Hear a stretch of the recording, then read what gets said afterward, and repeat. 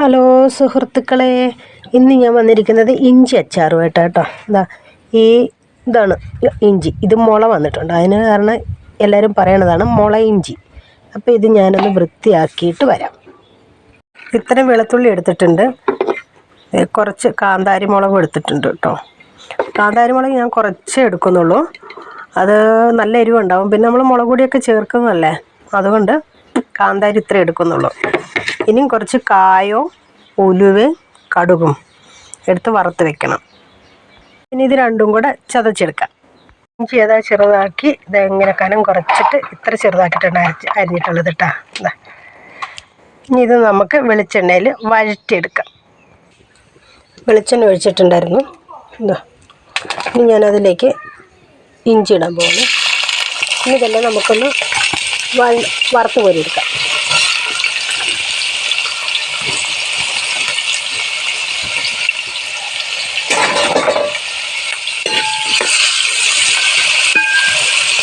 ഇത് മൊത്തം ഞാൻ വറുത്ത് കോരി വെക്കട്ടെ. ഉപ്പ് ഇട്ടിട്ട് വറക്കണം കേട്ടോ, കാരണം ഇഞ്ചിയിൽ ഉപ്പ് പിടിക്കാൻ ഞാൻ ഉപ്പ് നീര് ഒഴിച്ചിട്ടാണ് വറുക്കുന്നത്.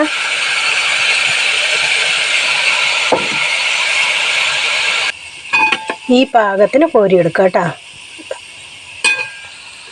കുറച്ച് ചെറിയുള്ളിയും കൂടെ വറുത്ത് വെക്കണം കേട്ടോ, നല്ലോണം മുരിച്ച് വറുത്തെടുക്കണേ. ഇഞ്ചിയിലേക്കാണ് ഈ ബിരിയാണിക്കൊക്കെ സവോള പിസ്തയൊക്കെ പൊരിച്ചെടുക്കില്ലേ, അതേപോലെ വേണം ഈ ചെറിയുള്ളി പൊരിച്ചെടുക്കാൻ. അല്ലെങ്കിൽ നനവുണ്ടെങ്കിലേ അച്ചാർ വേഗം കേടുവരും. അപ്പോൾ ഇത് കണ്ട ഈ പാത്രം ഓട്ടയാക്കിയതാണ് ഞാൻ. കണ്ടോ, മീൻ പൊരിച്ചിട്ടൊക്കെ ഇടാനും ഒക്കെ ഞാൻ ഓട്ടയാക്കി എടുത്തതാണ്. എന്തായാലും അതിൽ ലേശം പൊട്ടിയിട്ടുണ്ടായിരുന്നു, അപ്പോൾ പിന്നെ അത് അങ്ങനെ ഒരു ഉപകാരത്തിൽ പെട്ടെ വിചാരിച്ചു. പിന്നെ ഇനി ഇത് കോരിയെടുക്കാം. വെളിച്ചെണ്ണ എല്ലാം ഞാൻ അതിൽ നിന്ന് മാറ്റിയിട്ടുണ്ട്. ഇനി അതിലേക്ക് നല്ലെണ്ണ ഒഴിച്ചു കൊടുക്കാം. ഇനി ഈ നല്ലെണ്ണയിൽ ഉണക്കമുളക്, കടുക്, പിന്നെ ഉലുവ, കായം ഇതെല്ലാം കൂടെ പൊരിച്ചിട്ടിട്ട് വരാം. അപ്പം മറ്റുള്ളതെല്ലാം വറുത്ത് വെച്ചു, ഉലുവയും കാര്യങ്ങളൊക്കെ. ഇനി ഇതിലേക്ക് വെളുത്തുള്ളി ഇട്ട് കൊടുക്കാം. വെളുത്തുള്ളി ഞാൻ ആ കാന്താരി വെളുത്തുള്ളിയുടെ ഒപ്പം ചതച്ചു കൊടുത്തു.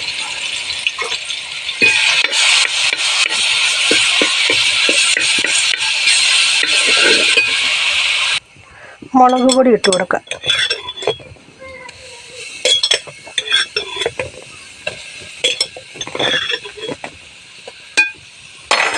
മൂന്ന് സ്പൂൺ മുളക് പൊടി ഇട്ട് കൊടുത്തിട്ടുണ്ട്. ഇനി ഒരു നുള്ളു മഞ്ഞൾപ്പൊടിയും കൂടി ഇട്ട് കൊടുക്കാം.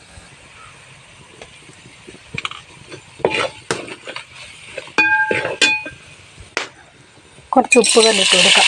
കാരണം നമ്മൾ ഇഞ്ചിയിൽ ഉപ്പ് ഇട്ടിട്ടാണ് വറുത്തിട്ടുള്ളത്, അപ്പോൾ കുറച്ച് ഉപ്പ് കല്ലും ഞാൻ ഇട്ട് കൊടുത്തിട്ടുണ്ട് കേട്ടോ. ഇനി ഇതിലേക്ക് ഇഞ്ചി ഇട്ട് കൊടുക്കാം.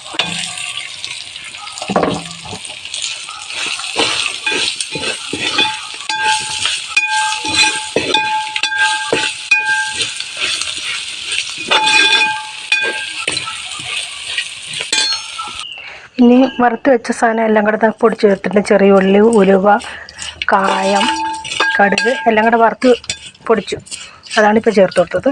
ഇനിയും കുറച്ച് സുറുക്ക ഒഴിച്ച് വയ്ക്കും. ഞാൻ അടുപ്പത്തുനിന്ന് ഇറക്കിയായിരുന്നു കേട്ടോ, കാരണം എന്താ അറിയോ, തീ കൂടുതലായിട്ടേ അപ്പം ഞാൻ ഇറക്കി വെച്ചിട്ടുണ്ടായിരുന്നു. എരിവ് വേണമെന്നവർക്ക് വരെ ചേർക്കാം കേട്ടോ. ഞാൻ എരിവ് കുറച്ചേ ചേർത്തിട്ടുള്ളൂ. ഇനി ഉപ്പ് ഒക്കെ നോക്കി, പുളിയൊക്കെ നോക്കി, എരിവ് വേണ്ടവർക്ക് മുളകൊക്കെ പൊടി വേണമെങ്കിൽ വറുത്ത് ചേർക്കാം. എണ്ണ പോരാന്നുണ്ടെങ്കിൽ കുറച്ച് എണ്ണ ചൂടാക്കി ഒഴിച്ചു കൊടുക്കാം.